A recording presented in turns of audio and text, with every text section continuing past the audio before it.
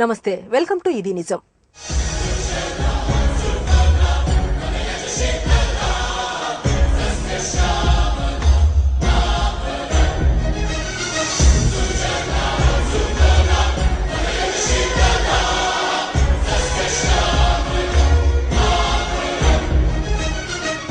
వంద కోట్లు కాదు, వేల కోట్లు కాదు, లక్ష కోట్లు కాదు, 66 లక్షల కోట్లు, అక్షరాల 66 లక్షల కోట్లు స్విస్ బ్యాంకులో భారత కుబేర్లు అక్రమంగా దాచుకున్న నల్ల డబ్బు.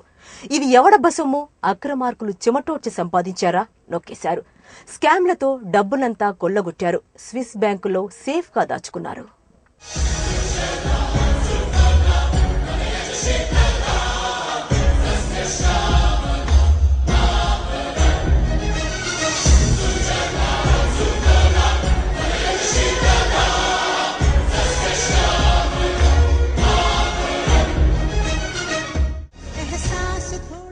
భారత్ శతాబ్దాల క్రితం ధనిక దేశం.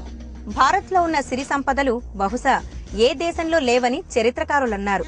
రాయలవారి కాలంలో రతనాలను వీధుల్లో కుప్పలు పోసి అమ్మేవారట. ఆ తర్వాత 3 శతాబ్దాల దోపిడీ తర్వాత ధనిక దేశం కాస్త దారిద్ర్య దేశంగా మారింది. ఇది చరిత్రకారులు చెప్పే మాట. మరి నిజం ఏంటంటే India is a rich country. అవును, స్వాతంత్రానికి పూర్వం విదేశీయులు దోపిడీ చేస్తే ఇప్పుడు మన దేశీయులే మనల్ని దోచుకుంటున్నారు.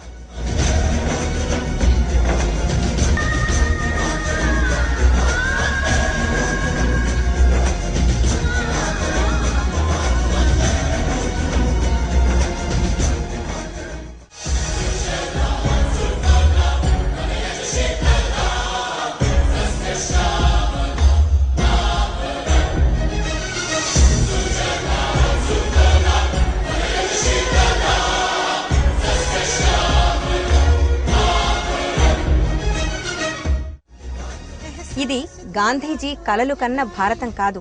మంత్రి పదవిలో ఉండి కూడా వ్యక్తిగత పనులకు కనీసం ప్రభుత్వ వాహనాన్ని ఉపయోగించుకొని లాల్ బహదూర్ శాస్త్రి లాంటి నిజాయితీ గల నేతలు కోటి మందిని కదిలించిన ఒక్కరూ దొరకరు.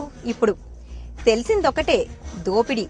ఓవైపు దేశంలో దరిద్రం పెరిగిపోతున్న కాలంలో అన్నదాతలు అప్పుల బాధ తాళలేక ఆత్మహత్యలు చేసుకుంటున్న చోట, నిరుద్యోగులు ఉపాధి లేక ఉసురు తీసుకుంటున్న నేలపై పచ్చి దోపిడీకి పాల్పడుతున్నారు. కుంభకోణాలతో దేశ ఆర్థిక వ్యవస్థను చిన్నా భిన్నం చేస్తున్నారు.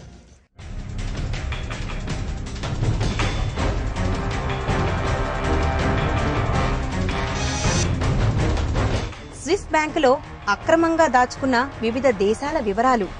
స్విస్ బ్యాంకులో భారత కుబేరుల నిల్వలు సుమారు 66 లక్షల కోట్లు. మన దేశం తర్వాత 2వ స్థానంలో రష్యా 22 లక్షల కోట్లు, బ్రిటన్ 18 లక్షల కోట్లు, ఉక్రెయిన్ 4,50,000 కోట్లు, చైనా 4 లక్షల కోట్లు.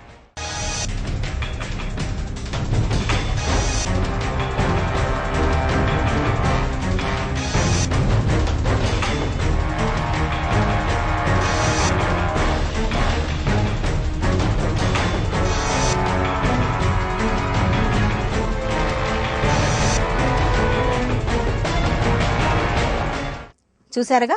ఇప్పుడు చెప్పండి, భారత్ పేద దేశమా, ధనిక దేశమా? ఇంత డబ్బు మన దేశ సరిహద్దులు దాటి విదేశాలకు తరలి వెళ్ళింది. పన్నులు ఎగ్గొట్టి పరదేశంలో పడకేసింది బ్లాక్ మనీ.